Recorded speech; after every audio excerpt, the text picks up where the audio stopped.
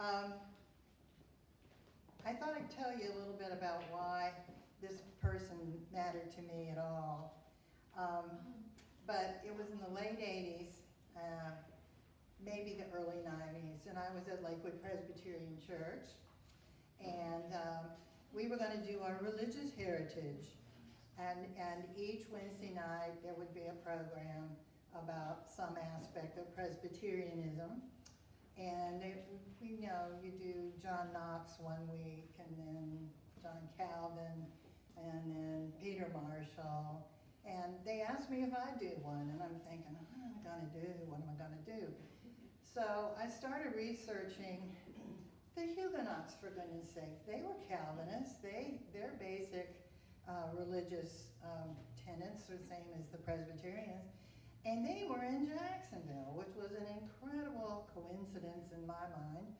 So what I did was I got the Charles E. Bennett definitive work called Fort Caroline and Its Leader. Actually, he did so much more than just that, but he did a lot in translation, and he's my hero.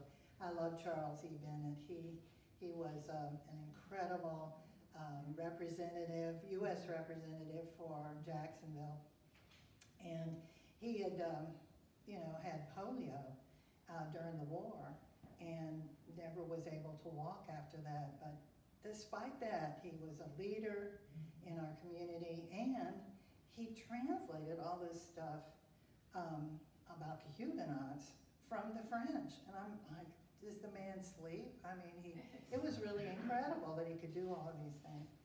So anyway, I was going to do the Huguenots, and I noticed in Charlie's discussion, there was a couple of paragraphs about this woman that they brought along. She was a chambermaid, and that's not unusual. There were a lot of women there because they were trying to build a colony.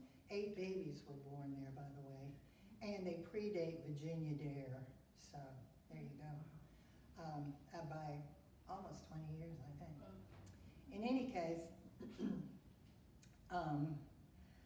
she gets embroiled in the mutiny. Now she's not a mutineer, but the mutineers used her to create scandal, to create problems and all of this. I had no idea there was a mutiny at Fort Caroline. It was quite horrible, as a matter of fact. But at any rate, she gets all embroiled in this, and I thought, oh, how terribly interesting. I didn't even know that much about women in this time period. I wonder who she was. No name. None of the women were named. And so I thought, okay, I'll tell my story. I know I'll dress like this woman. I'll speak in broken English, which is easy for me to do. And I would become this woman and tell the story of the Huguenots. Oh, it was a great success. Everybody loved it. And I was very proud of myself. And it was over. And I put her away in my head, and there she rested for 40 years. Oh, wow. And then, what I have to say is that I needed a project. Now, what can I say? I'm a really nosy kind of person, and so I do a lot of histories. I've written a lot of them. I've written 6 about Jacksonville, plus this one will be kind of 7, although it's fiction. Fictionalized, I'm saying. But I love history. I just love it. And so I was fishing one day. My husband and I had gotten a rental in the early spring, and it was cold. It was not particularly balmy. And I'm fishing in the surf. I just love to do that. I was at Filano, and we were kind of recovering from a variety of illnesses and problems. It was around COVID time, after COVID. And I'm fishing, and I look down, and I see something rather bizarre.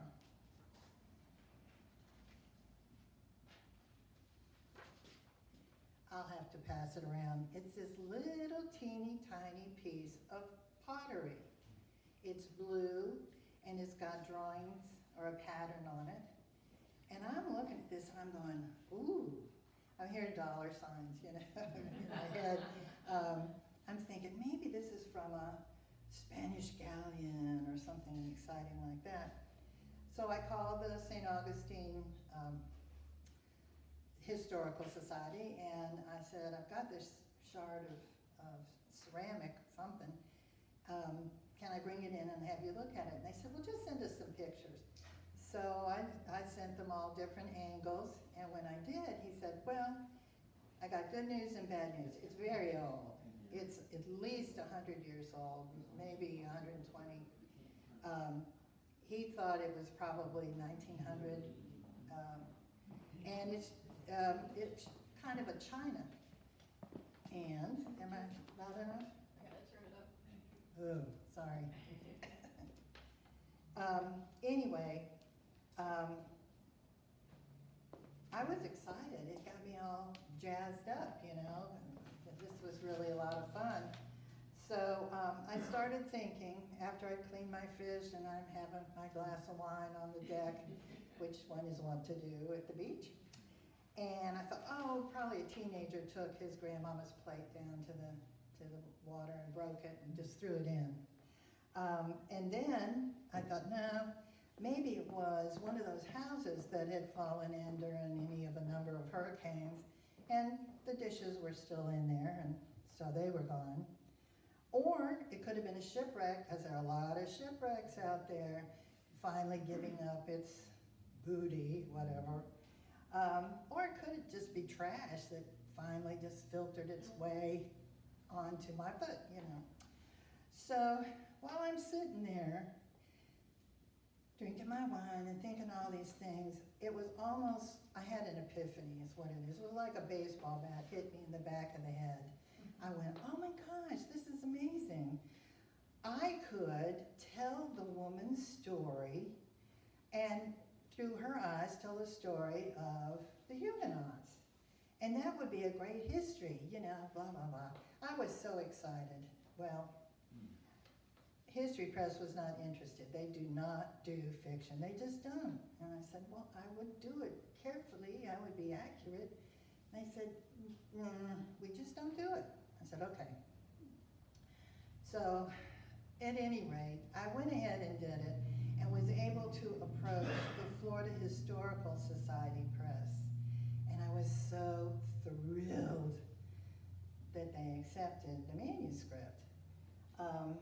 So anyway, I had to make up a name for my character because she had no name. So I took Elle from French, meaning she, and chérie, which means is a term of endearment. And so I put the two together and she's Ellie. And so she becomes the major character.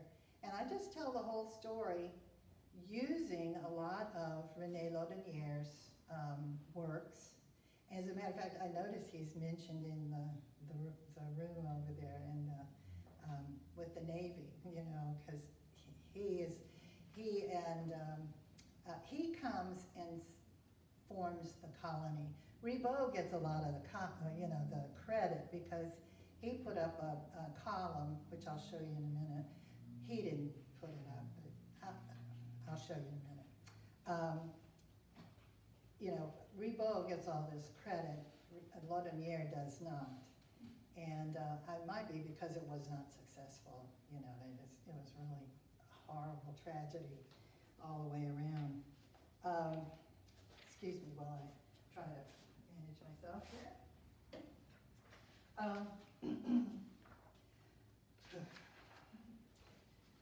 So, at any rate, I named this woman, and I'm going to show you just a few slides. It's not like Dottie's summer vacation, which could take forever.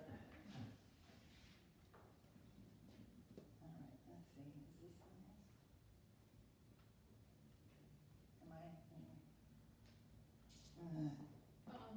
I think we turned it off to conserve the battery. Oh, that's right. I'm sorry. Yep. Sorry about that. I know. Story of my life here. All right. This is close to Fort Caroline, and it is the monument that was put up by the DAR in the 20s that shows the 3 fleurs-de-lis, which were on the flag of the French when they came. And as you can tell, this is in English.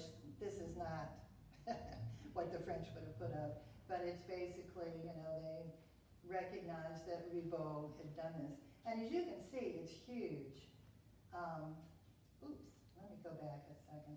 See, it's a very large monument, and it's on the highest spot in Jacksonville, very close to Fort Caroline in Arlington. And the real, what do you call it, the columns were probably only 5 feet, 4 or 5 feet or so. As a matter of fact, they found some off Cape Canaveral in a shipwreck, and there was a big lawsuit. The French wanted it, and the Americans wanted it, but even the Florida courts sided with the French. So it's still out there, but it's got some of the columns and 3 cannons that are millions of dollars each, with the fleur-de-lis on them.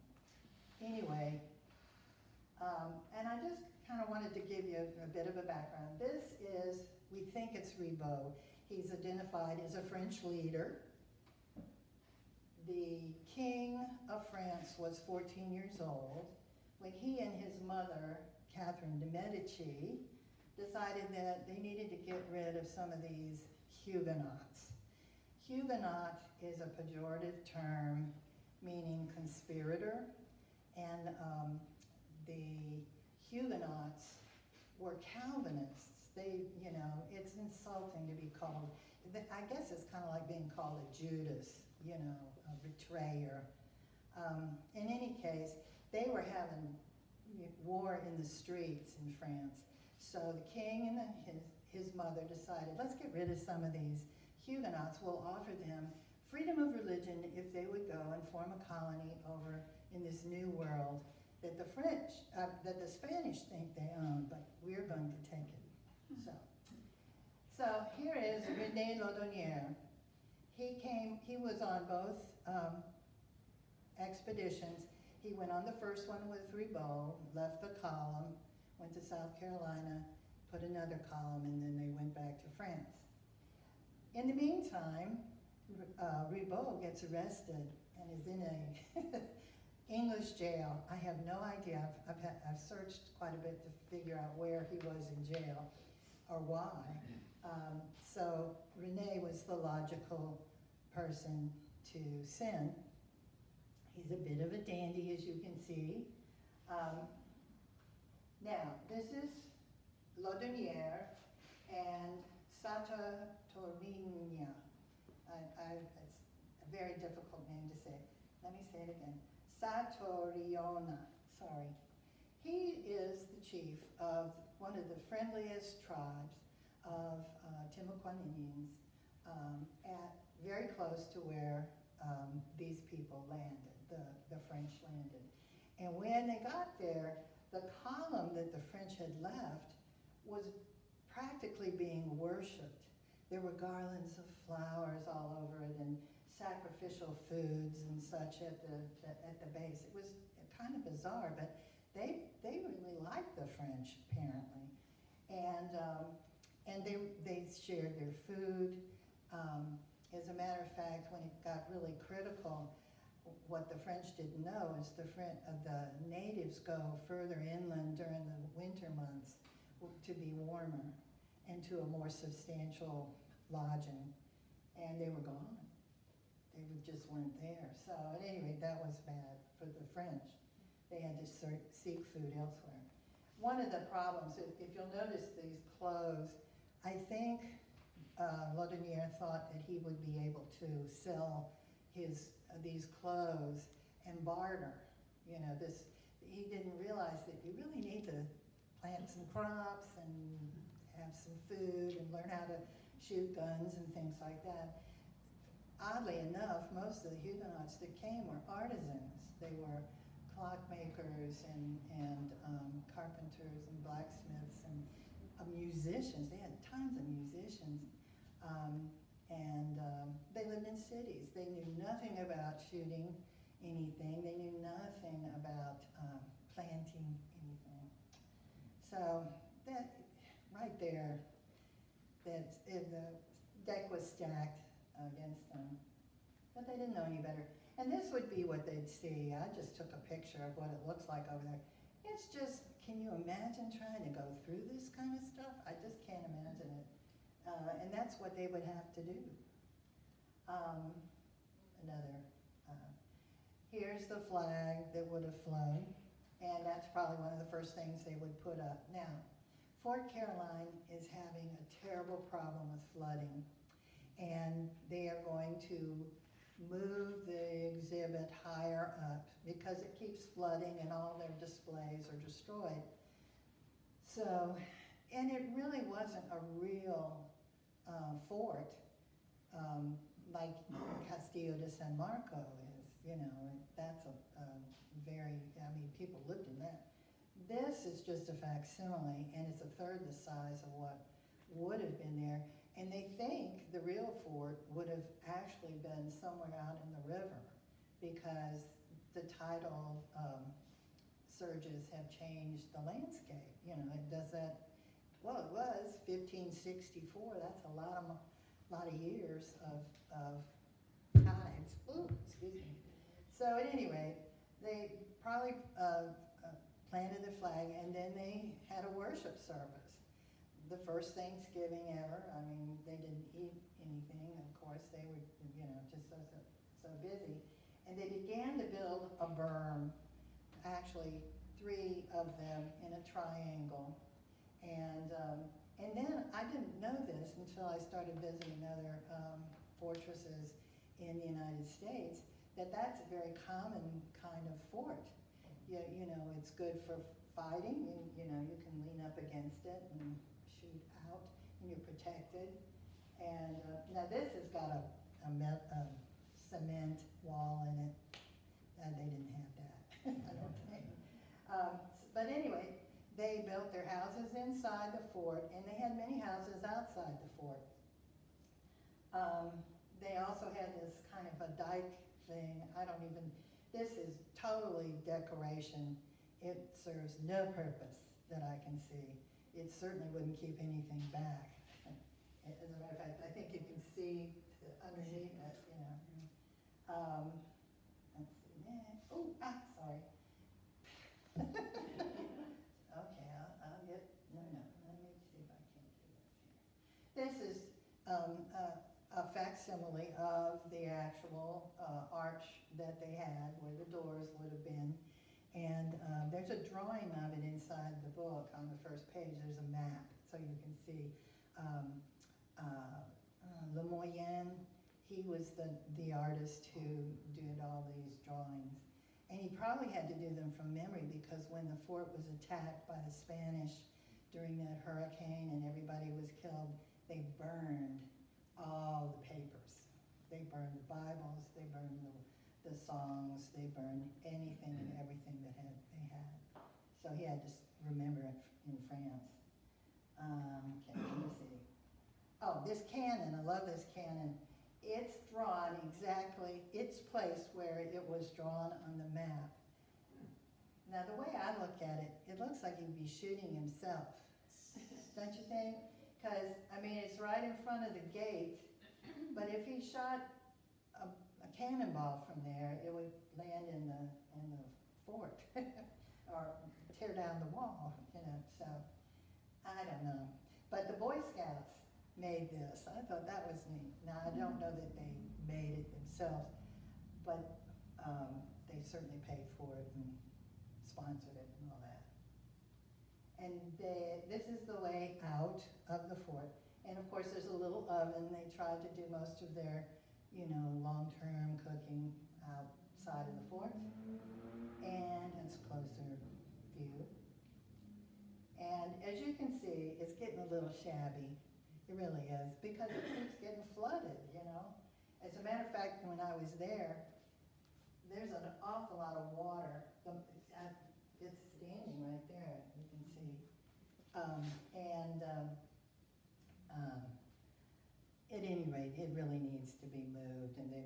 got some really neat ideas about what they're going to do with it.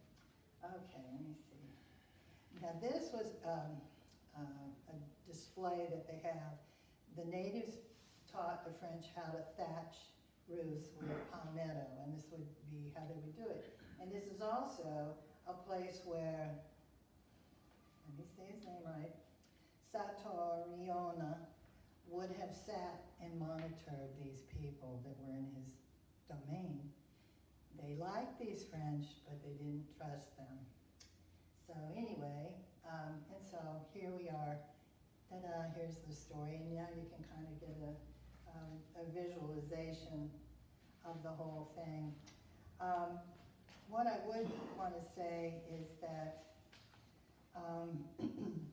the French were not a dour, sad bunch of people. They were very happy. They had music and dances, and they really enjoyed life as long as they could. They did have so many things they had not anticipated. Nobody would have. Let me see if I've got that list. Poor Ellie would have to have dealt with incredible things. I was talking to one of the rangers just the other day, and there was a 3-day forest fire that threatened the fort. And the French were just, what are we going to do? It's getting closer, we're going to die, maybe we'll have to run back to the ships. And the rangers said they think it might have been started by a meteorite because it burned in the rain and it was just very violent. And the natives thought that the French had been shooting their cannons, and the French thought the natives were trying to drive them out. And I thought that was kind of amazing. Now, right after that, and they finally got the fire out, the fish kill happened because that fire killed so many of the fish in the surrounding swamp that they all died. And can you imagine the odor? I can't even think about it. They said they were just miserable for days until the tides finally came and took all the carcasses out to sea, I guess. Then there was the scandal. Several of the adventurers who came on this trip, they wanted to search for gold. They were not in the mood for religious freedom. They were happy to build a colony, but they didn't worry about the gold. But these adventurers wanted to go, and rumor got out that Laudonnière was going to make them split it with everybody. If you find gold, you're going to have to share it. Well, they didn't like that at all, so they wanted to get rid of him. There's so much evidence that someone was trying to kill him. They're poisoning him. He was always sick, and I thought, I'm surprised somebody didn't pick up on this and do one of these forensic kind of things like doctors do, not with these symptoms, But at any rate, I picked up on it, but I'm in a different century, what do I know? Then there was this horrible mutiny, and about a third of the men left. So, now we're getting just Huguenots. And you have to understand, there were soldiers and sailors, they made up about half of the whole contingency. I guess there were about 600 people total and all. In any case, this led to eventually starvation. By January, the wine ran out. Oh my God. It was such a tragedy. It's funny, they said one of the first things they noticed was the muscadine grape, and they had put up 20 barrels of wine like within the first week they were there. I thought that was hysterical. And then there were a great deal of discord with some of the natives farther away who they tried to barter for food, but they weren't having it. That was terrible. And then, of course, Rebo comes back. he takes all the able-bodied men with him to go down and drive the Spanish out, only to run into the hurricane that the Spanish were coming through up the shore to slaughter the Huguenots who were left, men and women and children mostly, sick men, older men, and women and children, and it was awful. So, with all that said, I'm sorry, I do carry on. I do have a little thing, and I'm not sure how you do the music.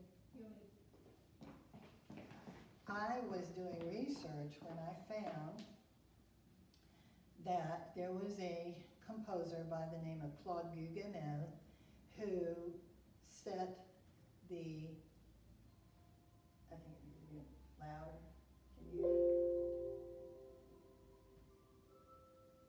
Can you? There you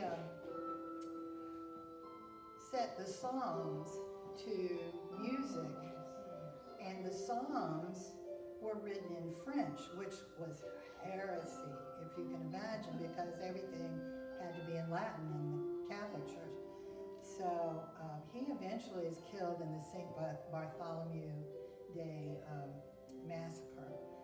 But I was really touched.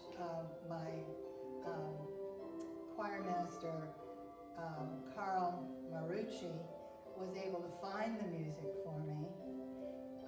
And I asked for the 23rd Psalm because I thought, well, she was a shepherd, she tended the sheep and the chickens, and I thought that would be appropriate. And then it took a while for me to get somebody who could sing it. I mean, it's very difficult. It's 4-part harmony, and Joshua Mazur, who is our present choir master, took a spinet sound, a recorder sound, a harp, and a flute. And he made each one take a different verse or whatever. And he put them all together with the organ that we have.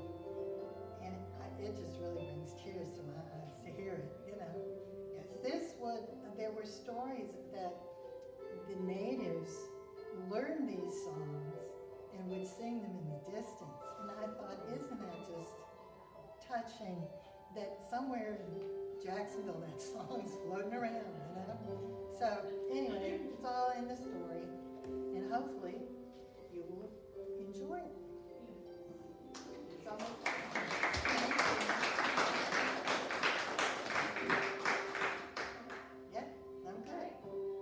If you'd like to buy a copy, they're available in our bookstore, and I can check you out at the point of sale. Obviously, talk to Dottie about getting your copy signed, maybe one of a kind. Thank you. And thank you so much for coming out tonight. We really appreciate it. Feel free to take a bookmark. They are available on all the tables. That's right. I was just going to say, if you've got any questions, I'll be glad to answer anything. And, yes. I noticed he said rebels and revolts. It is Rebo. It is rebels. En But I français. always thought that is Ponce, not Ponce. Is that right? Ponce de Leon or Ponce, I think Ponce? it's Is it Ponce? Is Ponce de Leon or Ponce? But I Ponce de Leon. But rebels, but I was talking. I know. Well, yes. How many Huguenots were left? Were all of them wiped out, or? The 60 French people made it back out of 600. So nobody stayed? Oh no, the Spanish took it over, and Menendez is in the swamp, and he very late in the warring says, okay, you don't kill the women or the children. Well, it's too late. They killed a lot of women and children. I thought that was disgusting. And there were some really savage things done. I don't talk about that in the book exactly, because she wouldn't have seen it. What happens to Ellie is she's out in the swamp trying to stay afloat, actually. And so anyway, I just love the notion that she was a real person. She really existed. And And it begs the question, you know, the woman's story is very seldom told, you know, and you don't know what they had to do and well, sometimes, yeah. But I just thought, all right, you know, it's not that she was, you know, Joan of Arc or anything, but yeah, she was in her own way. We all are, you know, and that she's the hero of her story, you know. So, but that's it. Any other questions? All right, well, eat up. Thank you.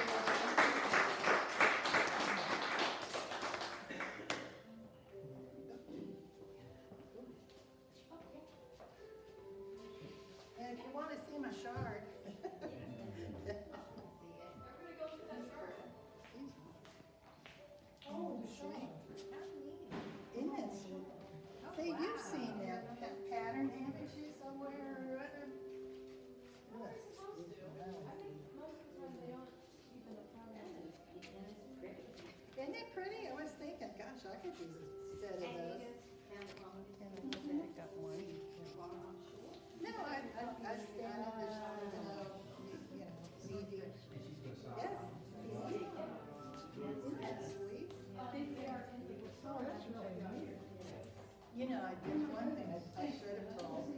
They found in a midden somewhere in Jacksonville Beach, it was still called Pablo Beach, but they found a ring that had fleur-de-lis on it, which clearly would have been the Huguenots, because it was Indian man.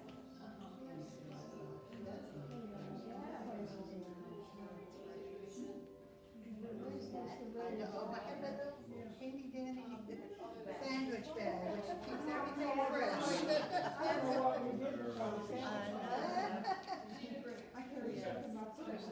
Isn't that true?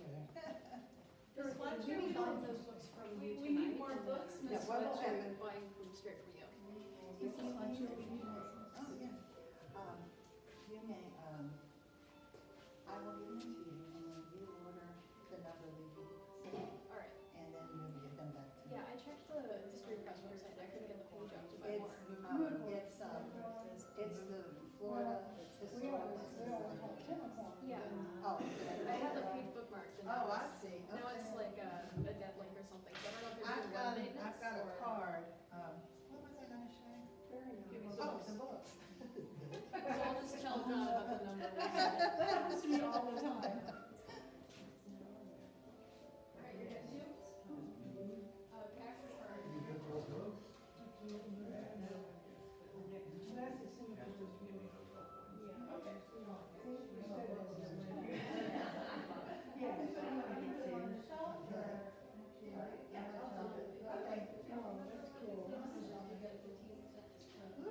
Get all this together. It's $50 for a single membership. The books right now is $49.99. No, just the full payment.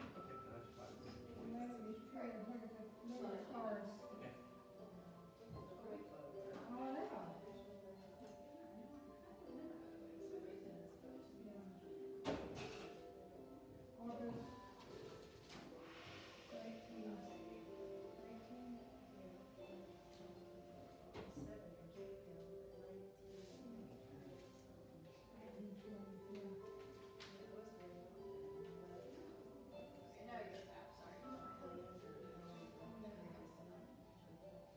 Yeah. Yeah, so it was drugstore. Oh my gosh.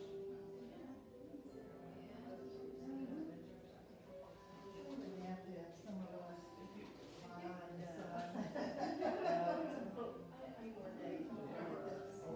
Hold on, let me get a, Get Dorothy to sign. yes.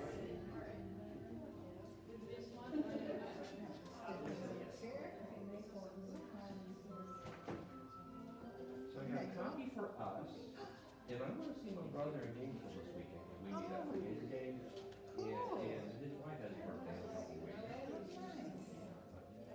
So nice. We're gonna get her for her birthday. I'm so interested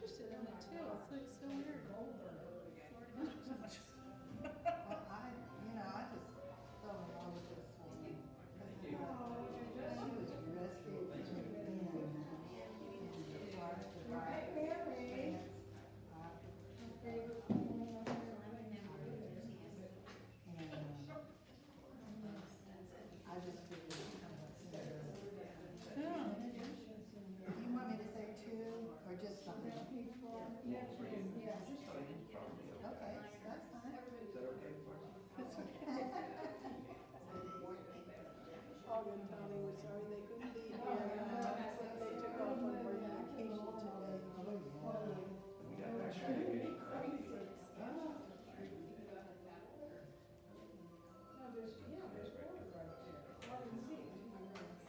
know, change that to 5, we'll keep that, we'll give her those. Okay.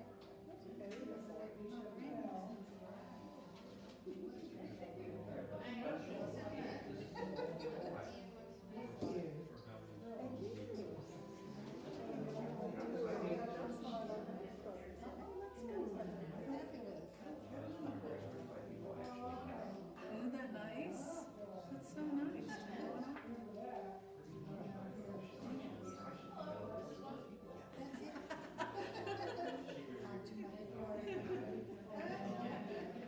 We hope to see you too. I mean, yes. I was gonna say, she's got one part. How are you? Doing very good, very well. Good, good. Yeah, please. My name is Adrian.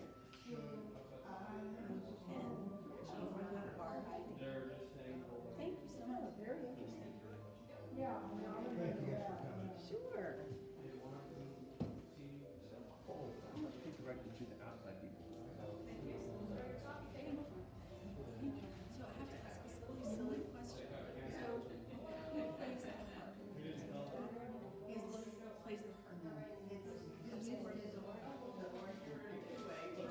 I have a daughter that learned how to play the harp in college, and she wants to learn how to play. She wants lessons. Thank you so much. Hey there, I've got 3 of yours already. I've got the diners and the theaters, and of course my favorite is William Jackson. And Charles Dennis and my yes, I happen to have known him a little bit, yeah. And I was actually, I can tell you, so Jack's father was in 1960 and he did elementary. Then I went to Fletcher Junior High, Fletcher Senior High, back in the Eagle Elementary, yep. I started first grade in the second grade. My mom was in Eagleville in Oakland. Okay. And I live right around, I live right around the road across. We moved to 59 when I moved there. The last, Fletcher Junior High, I said, Fletcher Senior High, I was a kid. Back in Eagle, where I know all my, anyhow, so you know about, we know everything about this, and I enjoy your stuff very much. Just talking to my, I moved from downtown Jacksonville, 47 years, I think, moved here to the beach. Of course, I'm a sin, so I'm no longer a council. So I'm a sin. To Jerry the beach is sin, whatever. Jerry the beach is sin from Dorothy.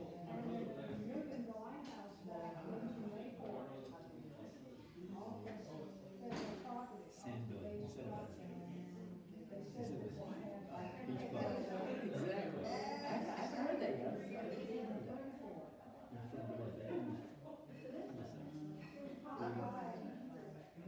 Whatever. And I've got, you know Jacksonville very well. Now I appreciate your work. Can't wait to read more.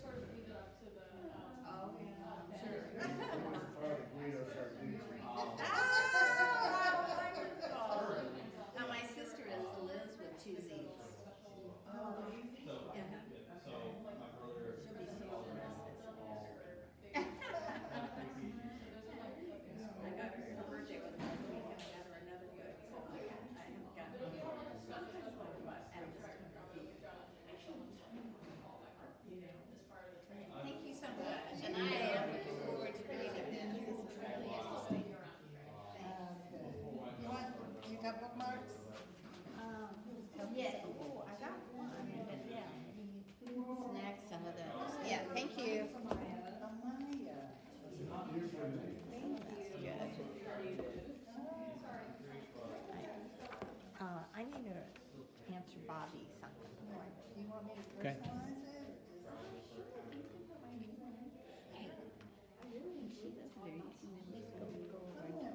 I would love to hear it sung.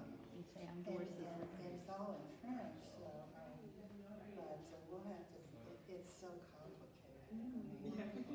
It's very, I think Josh said Baroque is what I would say book. All right, 2, 8, let me make sure. Yeah, I'm taking a history of Florida class in college right now. Oh. And so this was really fun. Well, I'm not a historian. I mean, I am and I'm not.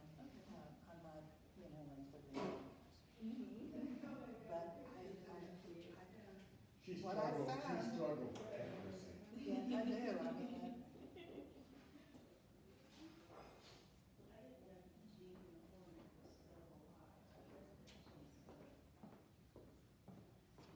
thank you, much appreciated.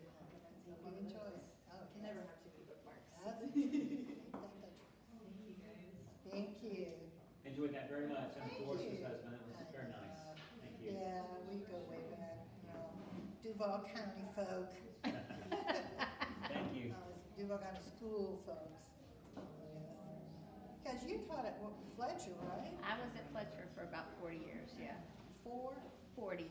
40, okay, well, you would know, gosh, who all did I? Dane, Gilbert? yeah, Dane Gilbert was. I always think of Terry Henderson. Oh, Terry. Oh, Yeah, I that, love I Terry. think she and I have talked about you before, yeah. Oh, yeah. Yeah, That's and Terry- Terry that's actually Terry's here, graduated right? from Fletcher with my Because we husband. ride right by her old house when I go to Casey's apartment. Right, Yeah. oh, I mean, you know, her daddy was Coach Jarrett. Oh, yeah, yes. Yeah, well, you would know. Yeah, because she was a Jarrett, that's right. Yeah, Terry yeah. Jarrett, that's right, I forgot that. Excellent, all right.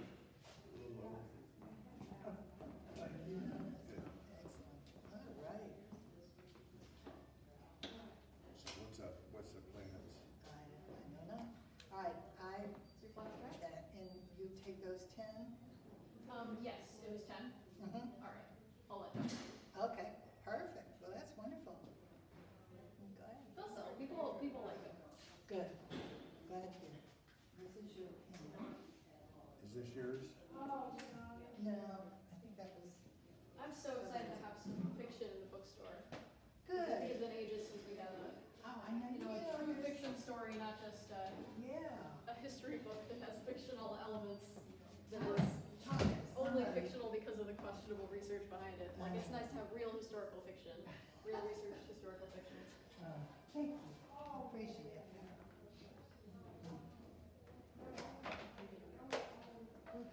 Well, that worked very nicely, I enjoyed I that. hope you had a good time. I did. And I'm excited to upload this one onto the YouTube so that the people from that book club